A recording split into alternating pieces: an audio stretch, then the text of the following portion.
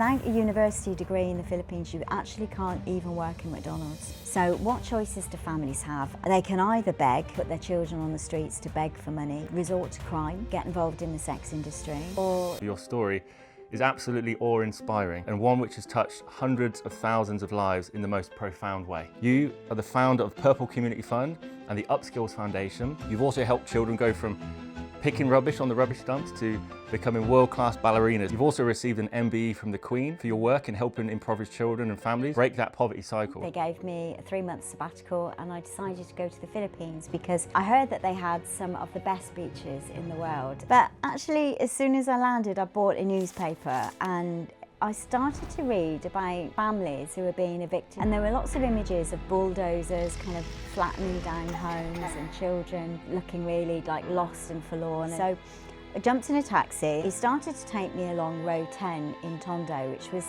heading towards Smoky Mountain. And so I got out the taxi to have a closer look, and as I started to walk along the road, I saw these two little boys, and one had a hook in his hand and the other had a sack. And I followed them up to what looked like a dirt track, but when I got to the top of the dirt track, it was actually an enormous landfill, and it was like nearly 25 hectares, so it was huge. And there were loads and loads of people, just hundreds and hundreds of people on this landfill site with these big hooks in their hand and these sacks, and just jabbing them into the ground and picking up pieces of plastic or metal and putting them into their sack. And it's where these two boys were, and in the background I could see, you know, all the shanty housing, and I'd realised I'd stumbled on like this whole community of people, but there didn't seem to be any NGO or charities or any like structured buildings. It was just all handmade buildings that looked like they were going to fall apart. It wasn't unusual for children's fingers to be bitten by rats. I found at night some of the families, when I stayed there, they used to try wrap my feet up in towels because they said that rats will sometimes, you know, nibble your heels, your hard skin. So I started to get an understanding of, oh, people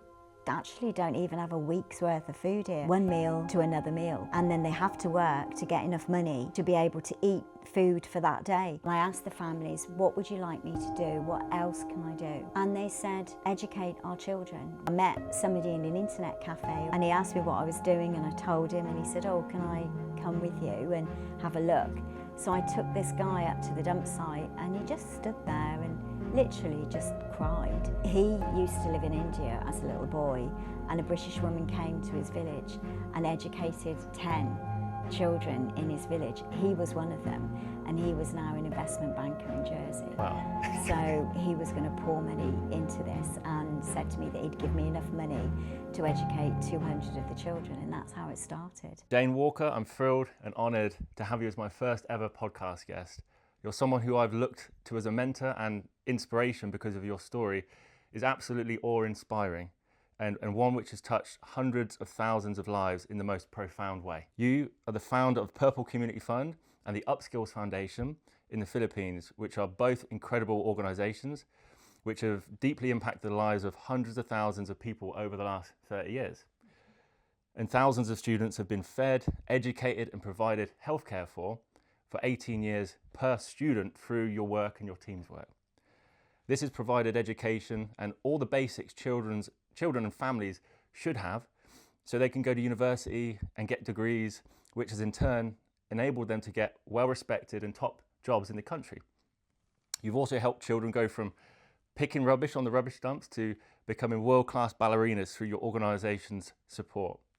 And I'm sure there's countless other amazing stories. And this support is key to helping these amazing people of the Philippines to pull their whole family out of poverty through empowering them to do it themselves, should I say, and giving them the tools that they need to do it. So it's real holistic change from the ground up, and it's real grassroots work. And you've also received an MBE from the Queen for your work in helping impoverished children and families break that poverty cycle. And you know, I'm sure nothing will mean more than the deep love that you've got for the people of the Philippines through the impact you and your team have made over the years. So I just want to say welcome to the show and thank you for being here today. Oh, thank you. It's big praise indeed. I know, it's well deserved. If you can, let's start at the beginning, if you can, and just walk us through, you know, how you got started in helping children and families in the Philippines. Well, I guess if we start halfway through, so I was working with News International. I was promoted lots of times, and I got to a point of promotion in London with News International, with the Mirror Group, and I was really not sure if I wanted to spend the rest of my career in the newspaper industry. I definitely didn't always agree with the ethics and the values. It didn't really align with mine, and I just felt that it wasn't really a very purposeful life. So I asked for a sabbatical. They gave me a 3-month sabbatical, and I decided to go to the Philippines because, well, one, I knew it was English speaking, made it nice and easy. And I heard that they had some of the best beaches in the world, and that just seemed like a really good place to just go and spend 3 months and just think about my future. But actually, as soon as I landed, I bought a newspaper and I started to read about families who were being evicted from squatter areas. And there were lots of images of bulldozers kind of flattening down homes and children, you know, just looking really like lost and forlorn. And it was something obviously we didn't ever see here in the UK. So I jumped in a taxi and I asked the taxi driver to take me to the largest squatter area that he knew. And he started to take me along Road 10 in Tondo, which was heading towards Smoky Mountain. And Smoky Mountain was closed in 1995, but it was the largest and tallest dump site in the world of its time. It was nearly 100 feet tall. And as I was along that road, I asked the taxi driver to stop because I started to see all these shanty housing, and it was just like second-hand pieces of wood just nailed together, old sheets of corrugated metal. There might have been a car tyre like holding the roof down, and they were so tiny, and I couldn't work out how a family could live in it. So I got out the taxi to have a closer look, and as I started to walk along the road, I saw these two little boys, and one had a hook in his hand and the other had a sack, and I followed them up to what looked like a dirt track. But when I got to the top of the dirt track, it was actually an enormous landfill, and it was like nearly 25 hectares, so it was huge. And there were loads and loads of people, just hundreds and hundreds of people on this landfill site with these big hooks in their hand and these sacks, and just jabbing them into the ground and picking up pieces of plastic or metal and putting them into their sack. And it's where these two boys were. And in the background, I could see, you know, all the shanty housing. And I'd realised I'd stumbled on like this whole community of people, but there didn't seem to be any kind of like NGO or charities or any like structured buildings. It was just all, you know, handmade buildings that looked like they were, you know, going to fall apart. There was no structure.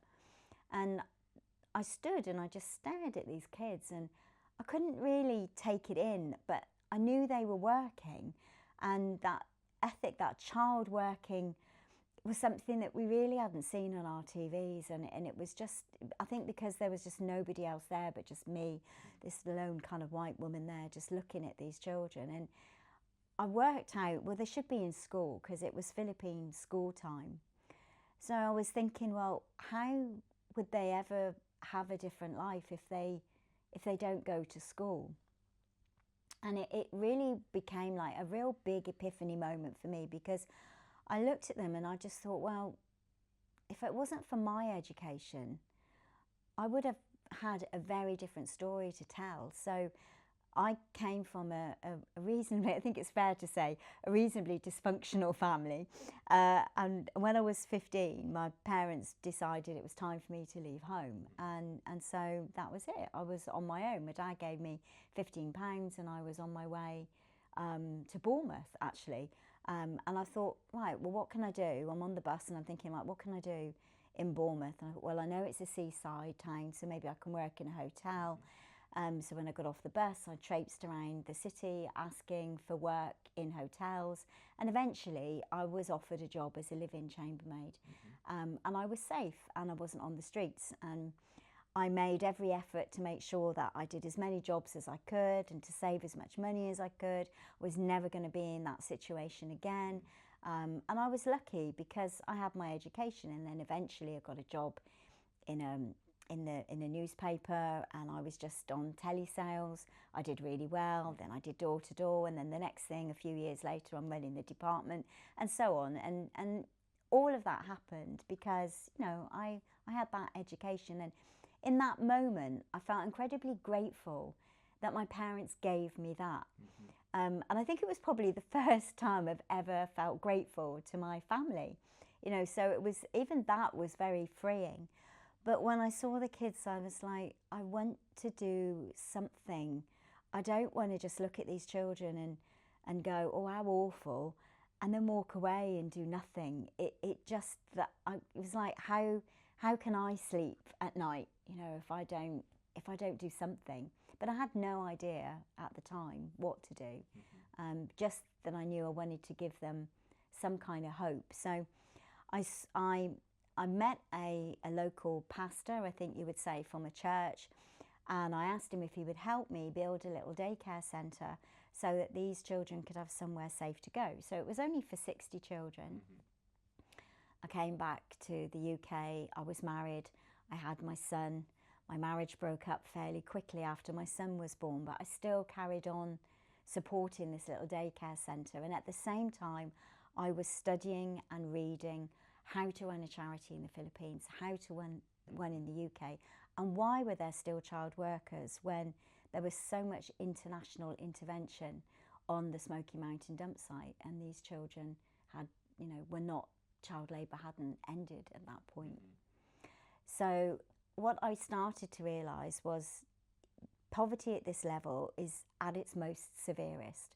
So when families are really living on trash heaps, they're often looking for food that they can get from the trash heaps to eat. Their income is so low, they have no access to education, no access to healthcare. It's really, really severe chronic poverty, and I learned that it was generational as well. So just providing access to education to me didn't make sense, because if they didn't have enough food to eat, they didn't have enough, you know, if they didn't have good medical care, you know, how could they successfully be a student? So I started to think about having an integrated service plan so that there was access to education, but there was also access to healthcare for them. There was also access to good, healthy nutrition. And that's initially how it started. And I went back to the dump site and I asked the families, what would you like me to do? What else can I do? And they said, educate our children. We don't want our children to live like we do. And it was, okay, but where? Where do I do this? And they directed me to this really old warehouse. It was completely filled with trash. It was really dilapidated, but it was owned by the government. And I found out that if I went to the Office of Special Concerns in Melacallan Palace in Manila, I could ask for permission to use the building. So that's what I did. And when I got there, they were really helpful, and they actually helped me register as a charity in the Philippines, which is incredible. And we signed a memorandum of agreement on the building, and that became the first building.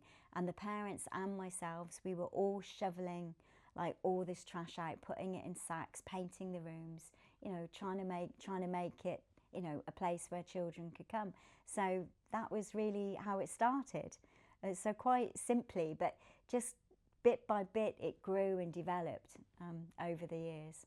It's absolutely incredible, and it started with a small seed, right? Yeah. When you stumbled across them two children, and you came back, and then you created that initial home for the 60 children, right? And was that the foundation, the beginnings of what was to come?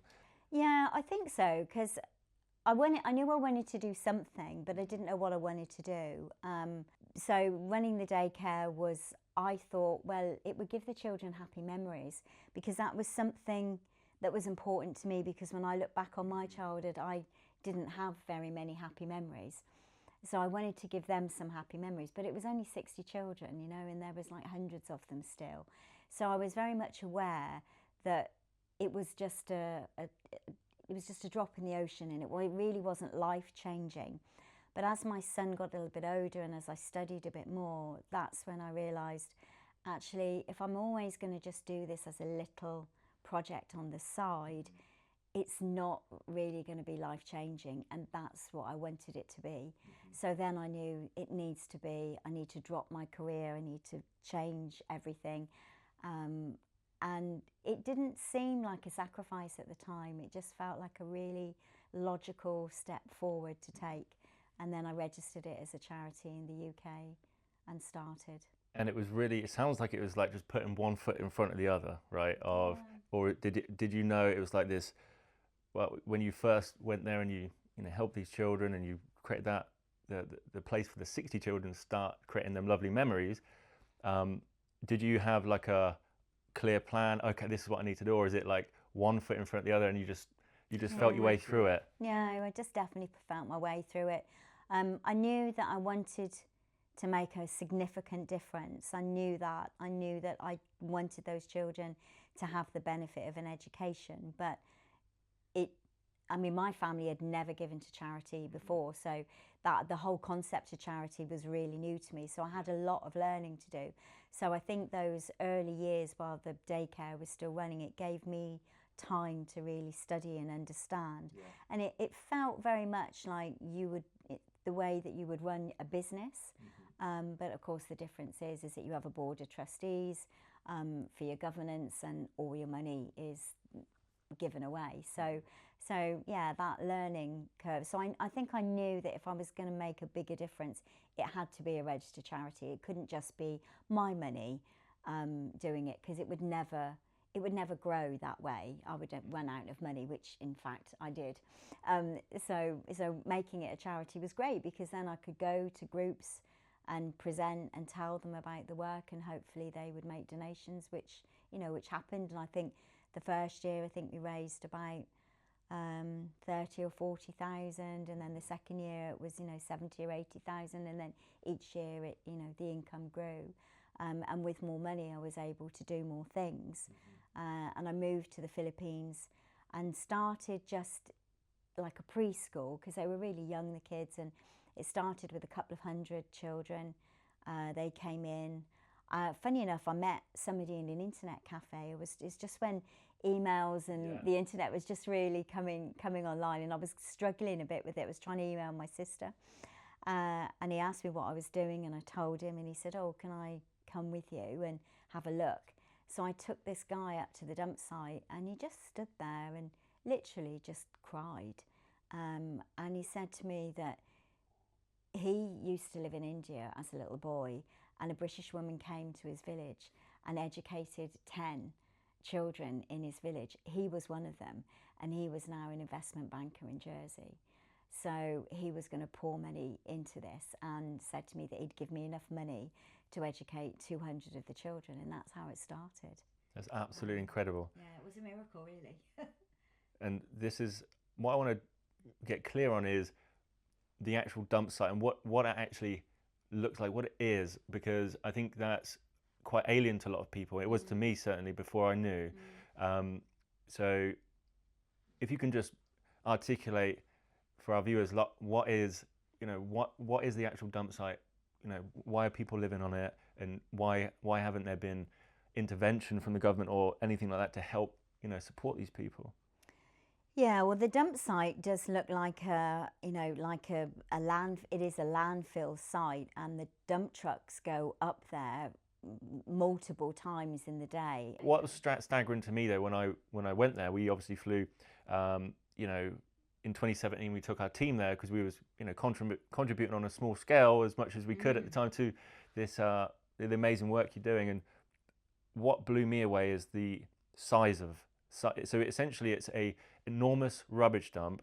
You said 20 hectares? 25 hectares. 25 hectares, which is enormous. We'll put a comparison on screen so you can kind of see the equivalent of that is. But it's going to be a lot of soccer fields or football fields. And what blew my mind about this was how big it was, and how much it's essentially decades of rubbish built up over years and years. And it's like 50,000 people at the time when I was there was living on it. And that was where they had all their shanty housing. And if you can explain, though, like, why do they live there, and how do they generate income, and explain that, just tie that together for. Sure. It comes down to lack of education. Because when we surveyed families, most of them had only done like maybe up to year 3 in junior school. So they really just hadn't been able to get a benefit of an education. So without a university degree in the Philippines, you actually can't even work in McDonald's. So it's really critical that you get a university degree. It's not enough to graduate from senior school. Even that isn't going to give you work. So it's really, really important that you get that full complement of the education. So only coming away with junior school just means that there is no available work. So what choices do families have? I mean, they can either beg and put their children on the streets to beg for money. They can resort to crime. They can get involved in the sex industry, or they can go and live on a dump site and they can pick trash and sell it for recycling.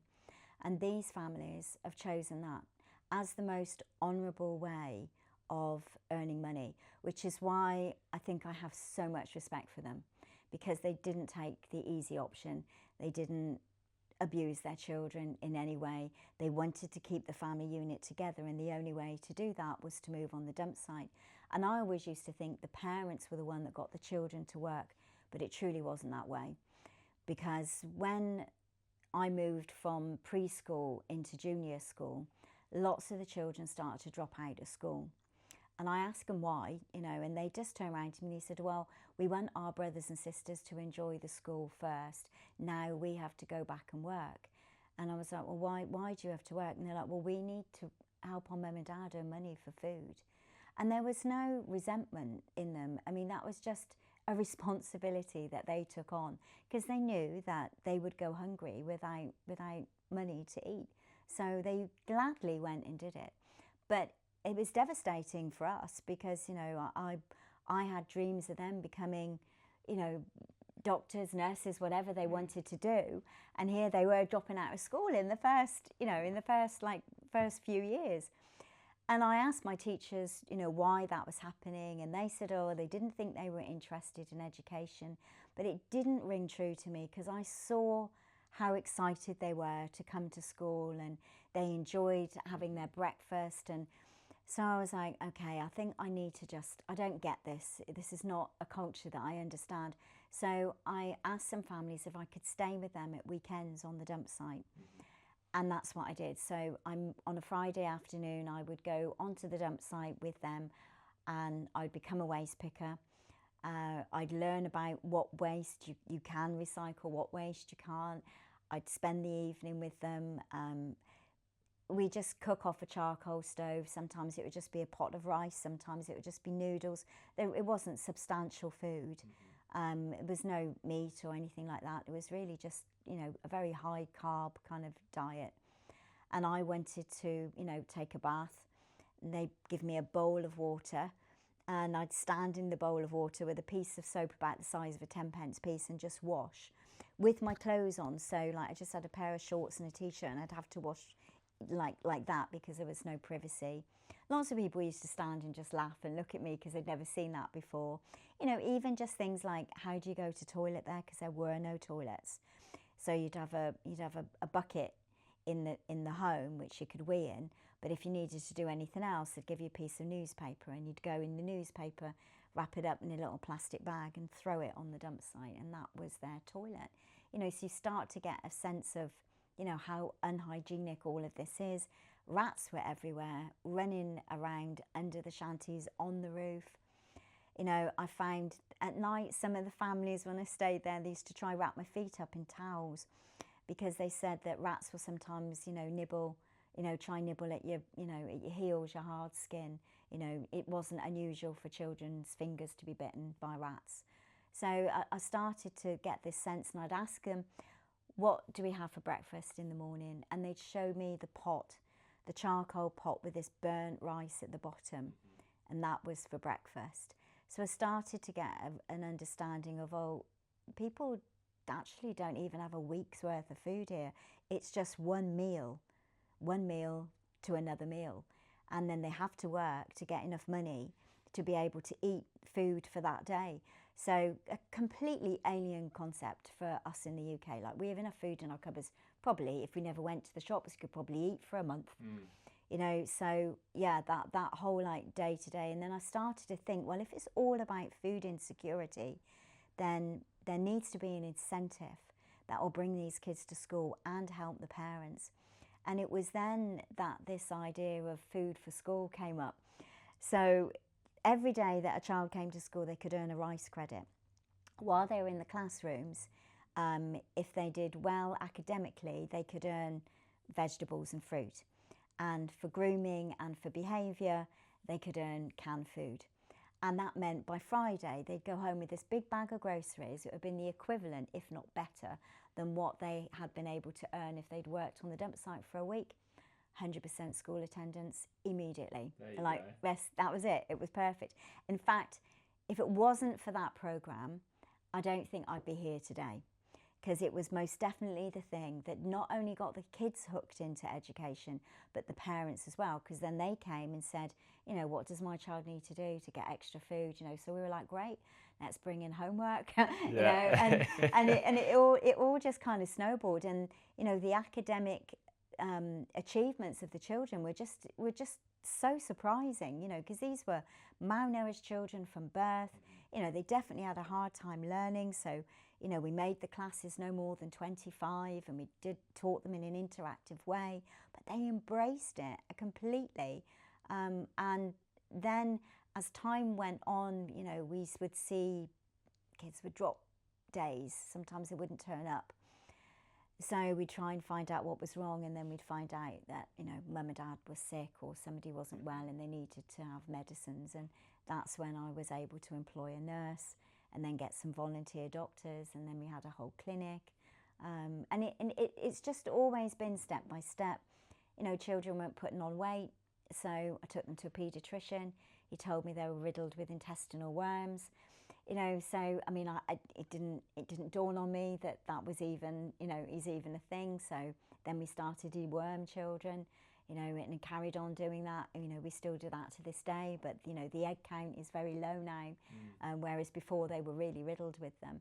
You know, so they start to gain weight and they grow. You know, it's been just a series of whatever roadblock you hit, just not taking that as a reason to stop, but just taking that as a reason to find another reason to keep them in school. And it's been like that right up until they graduate from university. In fact, as they've got older, it's got harder, because there's so much more pressure on the older students to stop going to school or stop going to university so they can help their parents.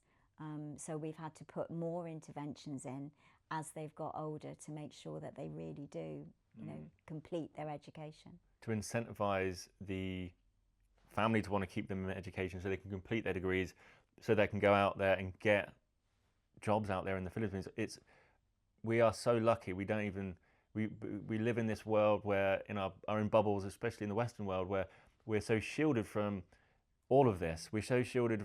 You can't work in McDonald's if you don't have a degree. Yeah. That to me is staggering. So it's like, if that's the baseline, then millions of, you know, poor people don't have the ability to, well, get educated and then even work in McDonald's. So there's no work, and then they have to find and go to, you know, obviously there's crime, there's, you know, the sex trade, which is obviously awful, both of them things, and and God knows what else there is out there. So the most noble thing for these families to do was to move on to a dump site and to work, and to, you know, their children to want to support, to me is the most humbling and wild thing.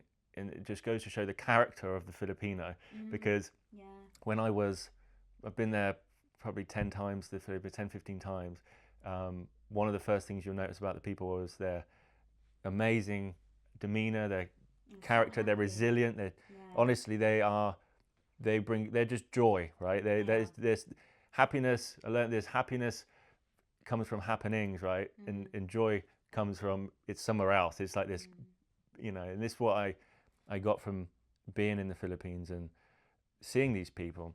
So if you can't get a job, if you don't have a degree, not even at McDonald's, these amazing human beings have to resort to eating anything they can. And one thing which is you know, some people watching this might have heard of is pag, which is where they have to essentially...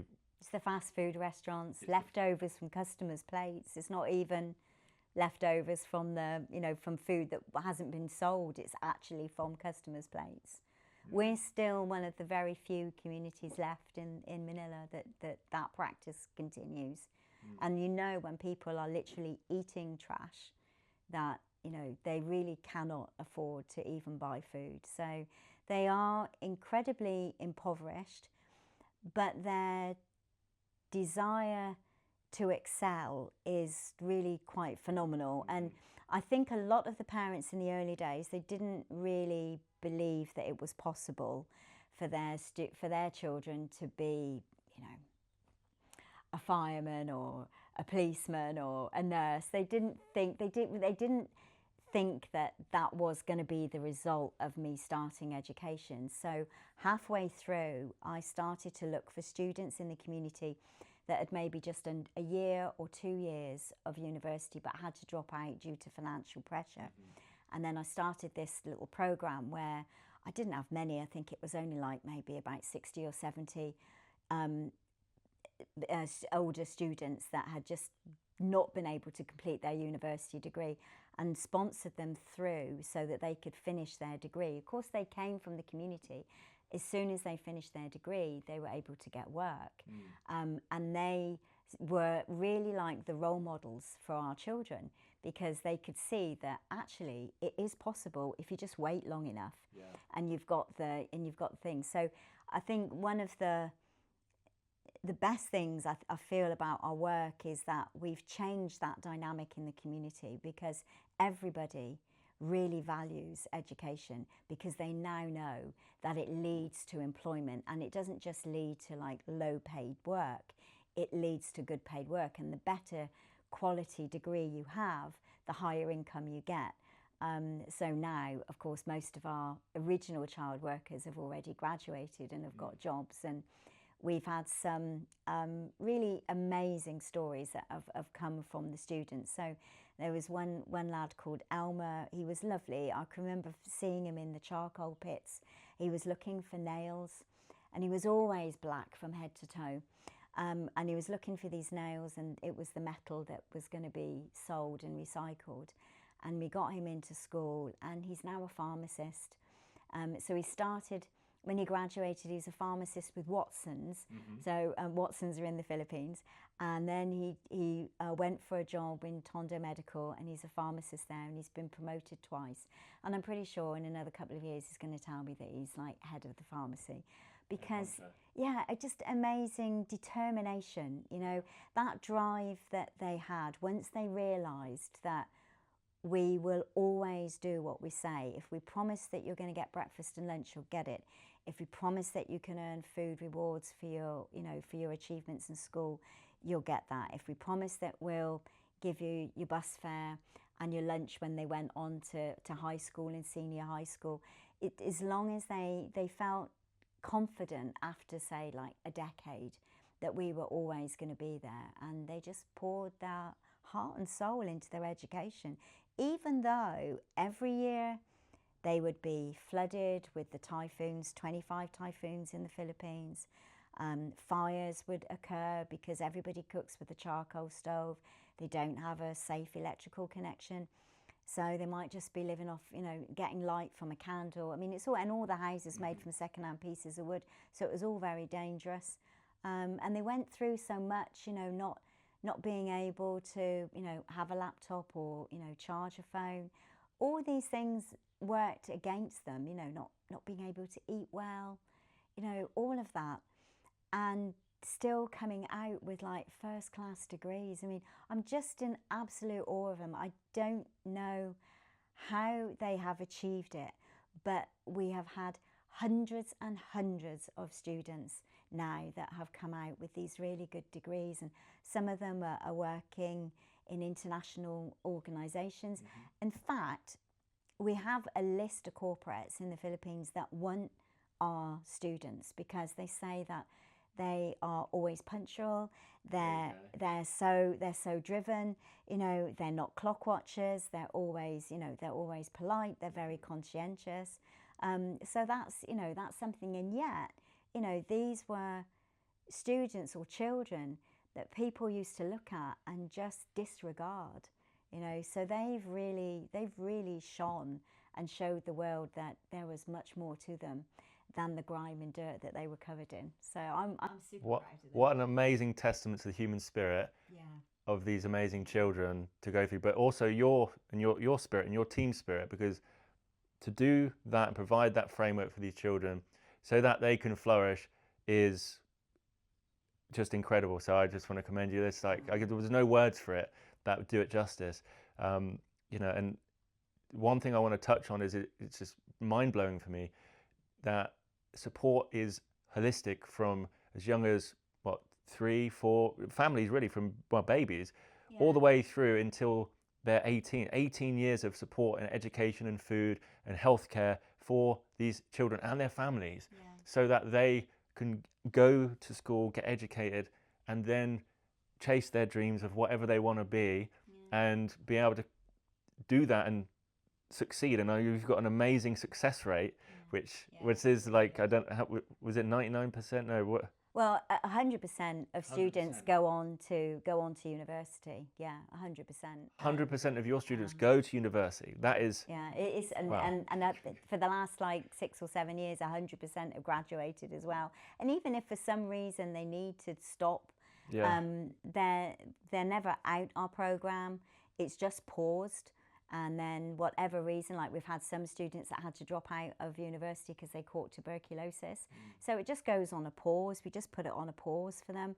And then when they're well enough, they go back and they complete. But I think the thing that I hadn't anticipated was it's not enough to help just the child.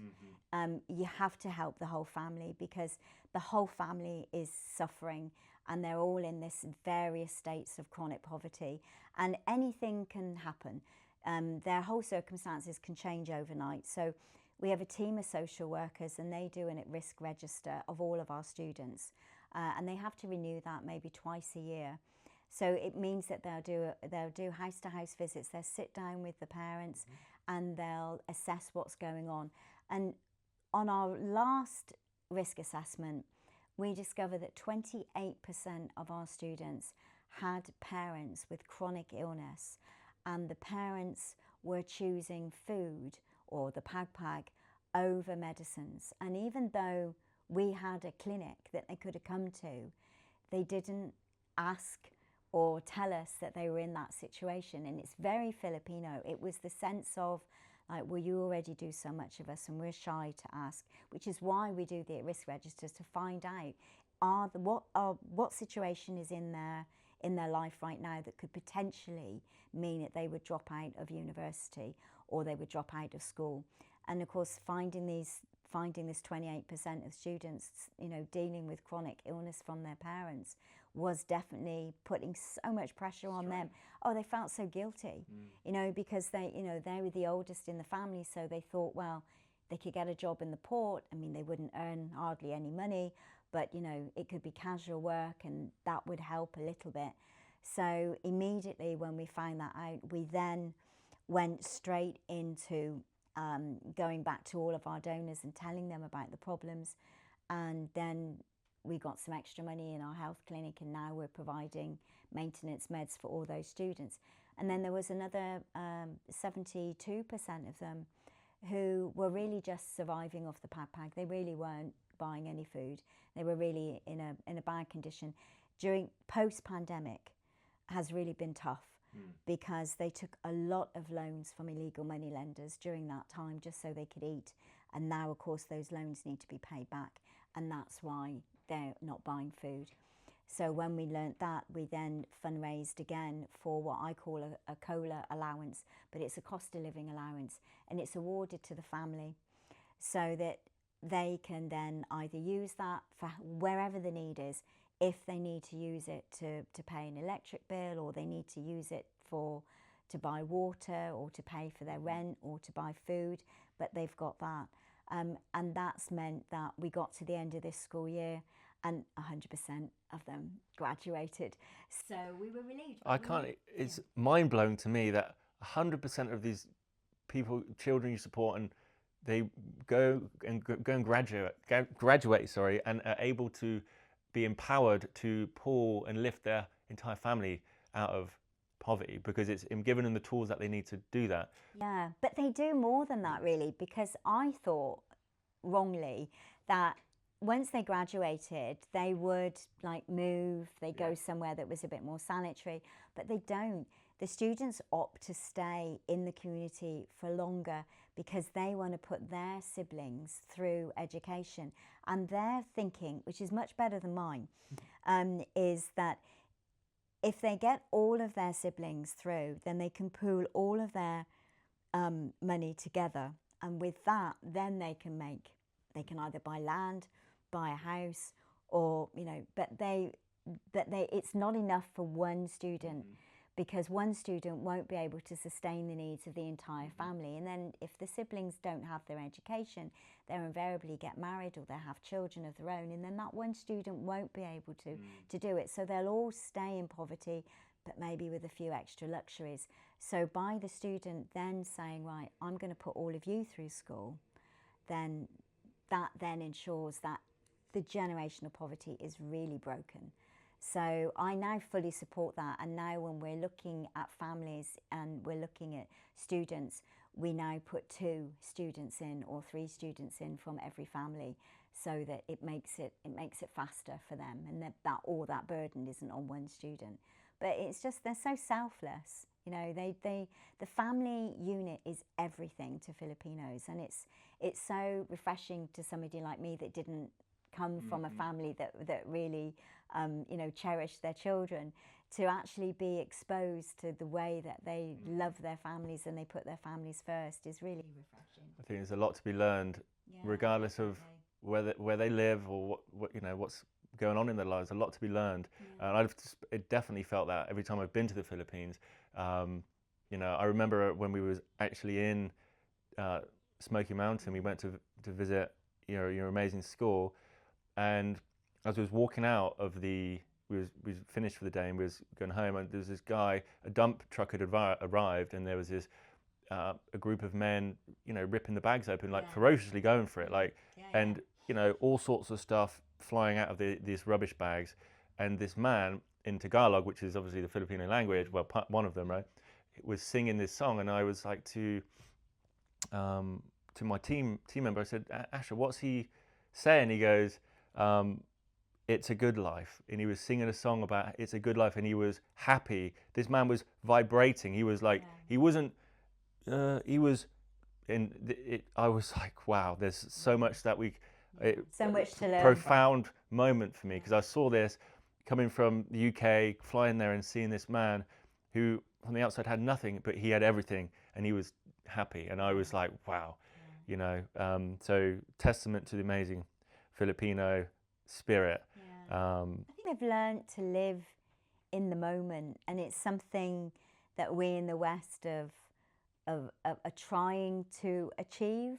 But maybe some people will just stay living in the past, or they'll always be, in the future when I get something. But I've noticed with Filipino families that they enjoy the moment that they live in, and they make the most of that moment. And it doesn't matter really if they're poor or not, because they find the joy in the moment while they're together. And it is mind-blowing. I mean, I always come back from the Philippines a lot happier than I was before I left, because you can't help but just feel positive and uplifted. And and even if sometimes it becomes a bit overwhelming for me, especially in times of fire when there's so much need,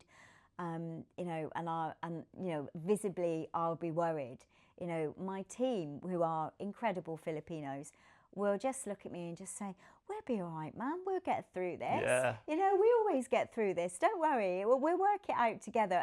And some of them may have lost their own homes in fire when they say that to me. So it's like, wow, very, very inspiring people. That's very recent for you. I know you've just come back from the Philippines. So can you tell us what's happening right now, you know, over the past few weeks, past few months, let's start there, I think, you know, with the fires in these areas? Yeah, I mean, we're in 6 different geographical areas, but with the one area that we're in Tondo, we've had 5 big fires in the last 2 years, which is really unusual. Like all the years I've been there, you know, you may only ever get a small fire once a year, but to get 5, and they're big, you know, we had one in August, and that was 4,500 people lost their homes.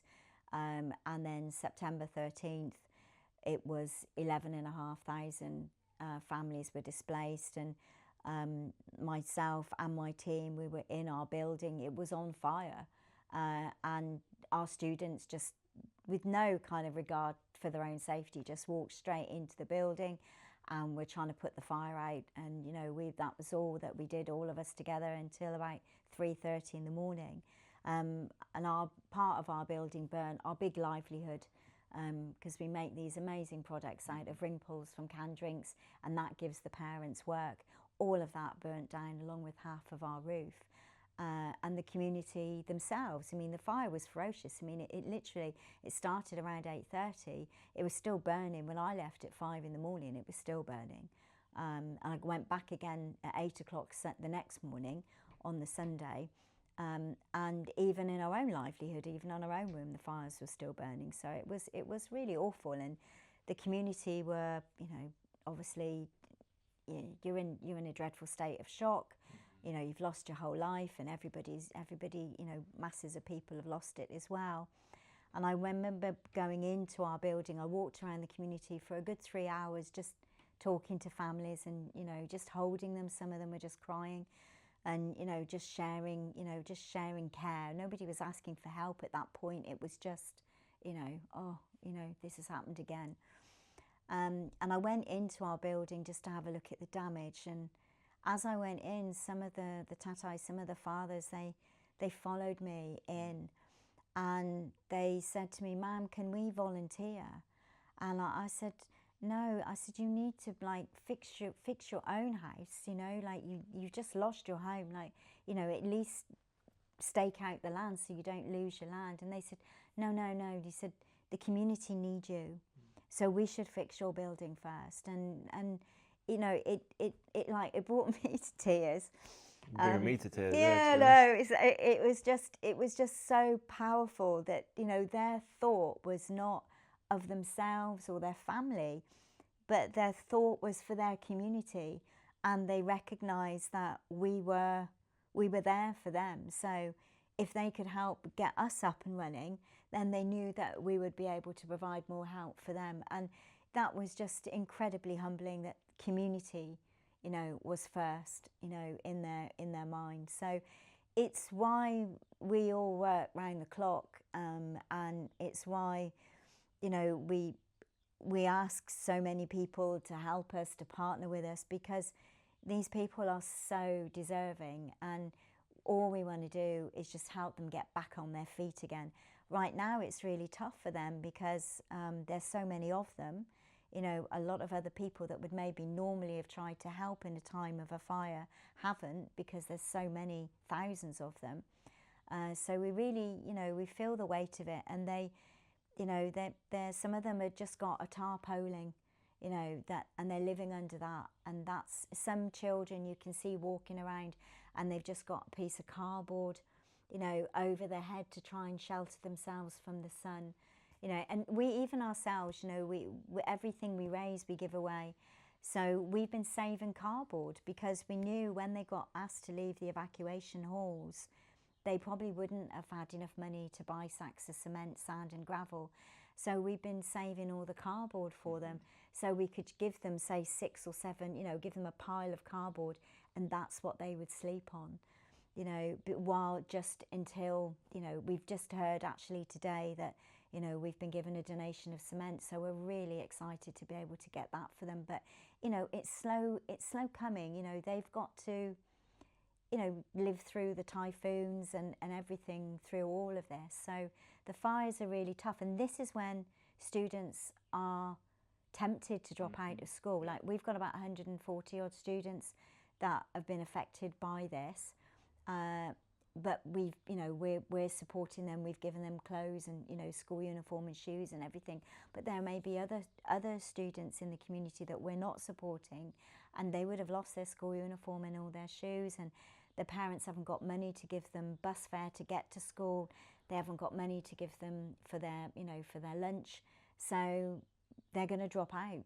They'll drop out of school, and all that effort and sacrifice that their families have made to get them to that point has been for nothing, because if they don't complete, they're not going to get work.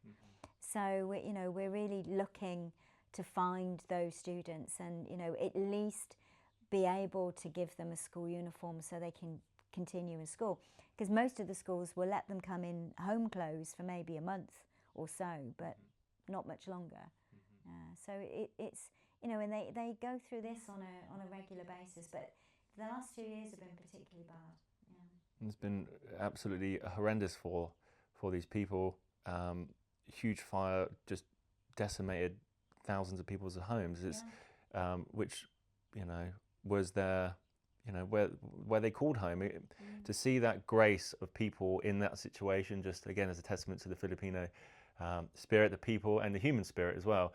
And what I want to do is ask any of our viewers today, if you have if you feel pulled to support in any way, there'll be a link in the description below where you can find Jane's great work, and we can start making a difference in these amazing people's lives.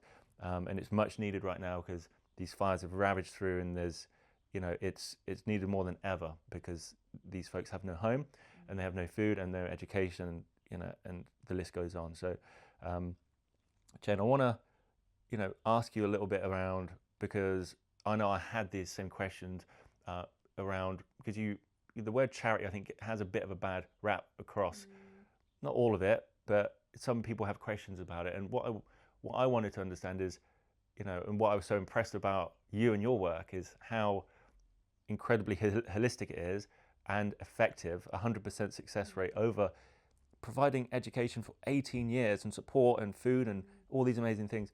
Like 18 years, that's what it takes, right? And a lot of people don't realize that. And I kind of, this is kind of what my interpretation was of some of these, bigger organizations, these charities. I'm not saying, all large charities don't do good, but what I didn't really get from that was more like the holistic support that people need. And it is, being a grassroots where it's like you're there with the community, with these people. Can you talk a little bit around that, of how important that holistic approach is, and kind of that's the first thing I'd like to talk on. And then how, can people understand how a charity is efficient? How can they gauge that? Right. Well, I think the holistic approach works very well when you're dealing with severe poverty. And when you're dealing with people that, don't have enough money for food, they're not living in a safe structure, they're, squatters, all of that. So that holistic approach is really vital, because every aspect of poverty is affecting their lives. And if you can't address one side of it, then everything else will come tumbling down. So I think it's not necessarily, that approach isn't necessarily needed for every community, but certainly for the communities that we work with, it's definitely essential. And in terms of a lot of the international or the larger charities will actually employ or give funds to charities like ourselves to do and run projects for them. So I don't think everybody would be aware of that. It's not actually the big charities running it, but they are looking for grassroots charities like us to run projects for them. So that's one aspect of it. And of course, that's the middleman, so of course there's always going to be, less, if somebody's making a donation to a grassroots charity, then you can be fairly confident that all of that money is being spent where it needs to be spent, because there aren't any tiers around it. And also I think when you're funding charities that are, run and managed, especially by founders, you know, most founders have had to go through, you know, an enormous amount of personal sacrifice in order to get where they are today. So the concept of frittering away money is, you know, isn't something there. However, I do know that that is abused at times. So it's always good to like look at charity commission, because, you know, accounts have to be posted on charity commission, and you can look and you can see, you know, how much money is spent on salaries in relation to projects. And it can be a good idea. But I always think if you're ever planning on investing into a charity, then try and see it, or at least try and have a dialogue, you know, with somebody there, so you get a sense of, you know, what is being given. And that's, you know, it's really important, because, you know, all of us work really hard for our money, and we don't want to be giving it to a charity that isn't making sure that all of that money is getting funneled into the right place. I mean, obviously we have staff which we have to pay in the Philippines. We're very, very lean in the UK. We just have one full-time member of staff and one part-time, because we find that we can employ people in the Philippines to do a lot of the work that we could do here. But we also have 86 community volunteers, and those are people that come from the community. We're allowed by the Philippine law to pay them a small stipend, but they come in and they volunteer with us, and because they do that, that means that there is more money that we're able to give to the community, and the community volunteers know that. And in actual fact, this particular fire, we lost, I think 20 of our community volunteers lost their homes, and, you know, one of our priorities is that we will rebuild their homes for them, because they have sacrificed so much for their communities, and they know that by not being an employed person means that the charity can give back more, so it's only right and proper that they should be well looked after. But I think that's always it's always a good sign of a charity that, you know, that you've got high community engagement, because, you know, that shows the value, you know, of a charity. And well, it's a testament, just the men wanting to help Yeah, rebuild. That says everything. I mean, yeah, that was really heartbreaking to hear them say, but very touching. Just that alone says everything there is to, you know, says a lot about the work you've done and the impact you've made, and the wonderful spirit of the Filipino people. And, you know, I just want to again thank you for your incredible work, and all of, you know, has inspired me and countless others to, you know, think how we ourselves can give forward in a way which makes meaningful change and actually does change. And this is what I was so impressed around everything that you do. 100% success rate on the children is just mind-blowing to me, but also, you know, the love that the community has for you speaks volumes. So Jane, just want to say thank you again for, you know, spending time and talking us through all of your great work you've done with your team. Thank you very much, Sharon.